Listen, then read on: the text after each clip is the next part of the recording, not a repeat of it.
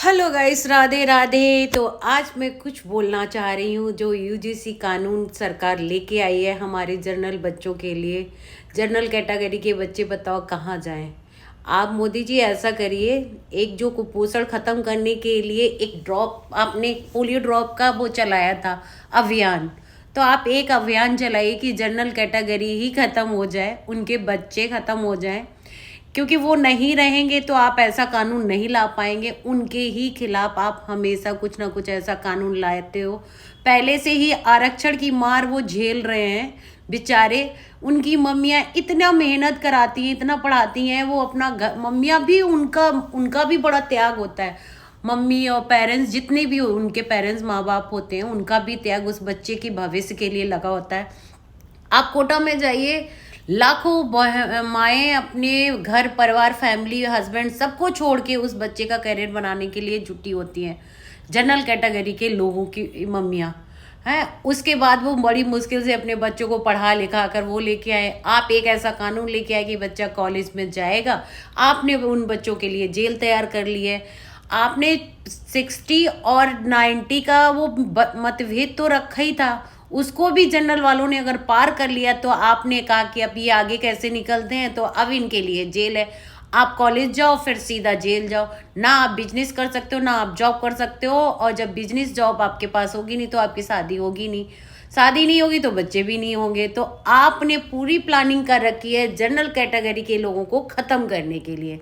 तो भाई ऐसा करिए, सीधा सीधा गोली और कुछ चलवा दीजिए जिससे सारे बच्चे उसके पेरेंट्स सब खत्म हो जाए और सिर्फ एक ही लोग जिएंगे। अब समान नागरिकता का कानून लाइए जो समान हो, कोई मतभेद इसमें अब नहीं रह गया। कोई मत, मुझे नहीं लगता अब इस समाज में किसी के प्रति कोई मतभेद हो, ऊपर या नीची, छोटी कास्ट हो या ऊपर। मेरी सोसाइटी में बहुत से लोग रहते हैं, 5-6 हज़ार लोग रहते हैं।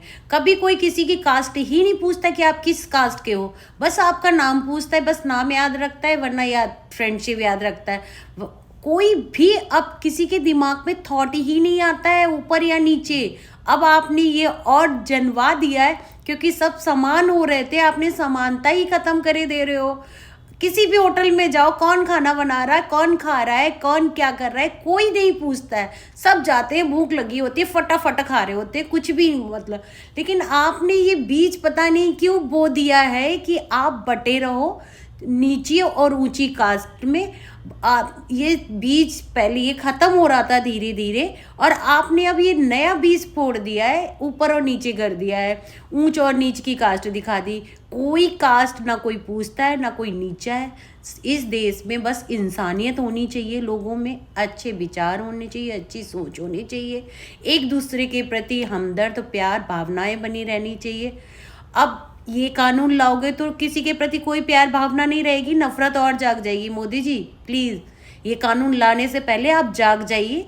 कहीं ना कहीं आप सो रहे हो तो जाग जाइए, और इंसानियत इस देश में बची रहे, और बराबरी का रिश्ता और बराबरी का कानून लेके आओ, समान नागरिकता का कानून लेके आओ। क्योंकि हम सब समानता एक दूसरे के साथ देखना चाहते हैं और रहना चाहते हैं एक दूसरे के साथ प्यार और सद्भावना से। राधे राधे।